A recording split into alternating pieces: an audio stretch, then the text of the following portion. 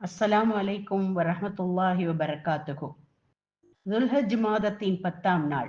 அன்றைய தினத்தை யௌமுன் நஹர் என்று கூறுவோம். அந்த நாளில் ஆடு, மாடு, ஒட்டகம் இவற்றுள் ஏதாவது ஒன்றை அல்லாஹுவுக்காக அறுத்து பலியிட வேண்டும். ஈதுல் அல்ஹா என்ற இந்த பெருநாள் அன்று பெருநாள் தொழுகைக்கு பின் குர்பானி கொடுப்பதுதான் மிகச்சிறந்த அமல். இந்த குர்பானி நமக்கு எப்படி கடமையானது என்பதை ஆரம்பத்திலிருந்து பார்ப்போம். ஆதம் அலைஹிஸ்ஸலாம் அவர்களுடைய 2 ஆண் மக்கள் தங்களுக்குள் தர்க்கித்துக் கொண்டு அல்லாஹ் யார் பக்கம் என்று அறிந்து கொள்வதற்காக 2 பேரும் குர்பானி கொடுத்தார்கள். ஆட்டை கொண்டு போய் மலைமுகட்டில் வைத்துவிட வேண்டும். அல்லாஹ் ஏற்றுக்கொண்ட ஆடு மேலே உயர்த்தப்பட்டு குர்பானி கபூலாகிவிடும். இரையச்சமுடைய ஹாஃபில் என்பவரின் குர்பானியை அல்லாஹ் உயர்த்தி கொண்டான். பொறாமை குணம் கொண்டிருந்த காபில் என்பவரின் குர்பானி ஏற்றுக்கொள்ளப்படவில்லை. குர்ஆன் கூறும் முதல் குர்பானி இது.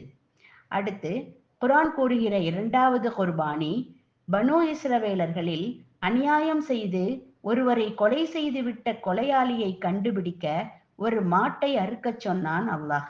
அறுக்கப்பட்ட அந்த மாட்டின் ஒரு பகுதியை கொண்டு கொலையுண்டவரை அடித்தால் அவர் உயிர் பெற்று எழுந்து தன்னை கொலை செய்தவரை அடையாளம் காட்டுவார் என்று கூறினான்.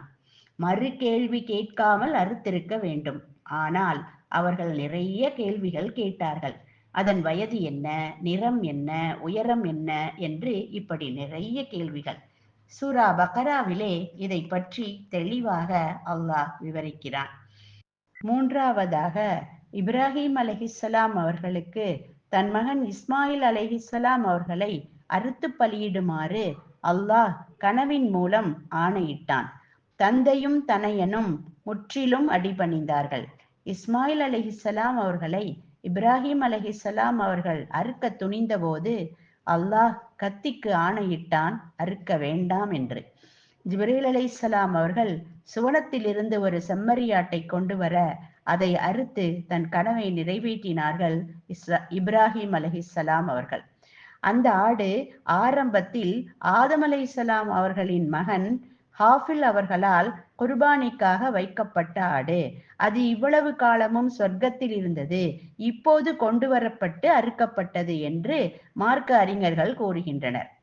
இன்னா அதைனா கல் கௌசர் என்று ஆரம்பிக்கும் சூறாவில் வருகிற ஃபஸல்லி லிரப்பிக வன்ஹர், உங்கள் ரப்புக்காக தொழுகைக்கு பின் குர்பானி கொடுங்கள் என்று இந்த உம்மத்திற்கு அல்லாஹ் கட்டளையிடுகிறான்.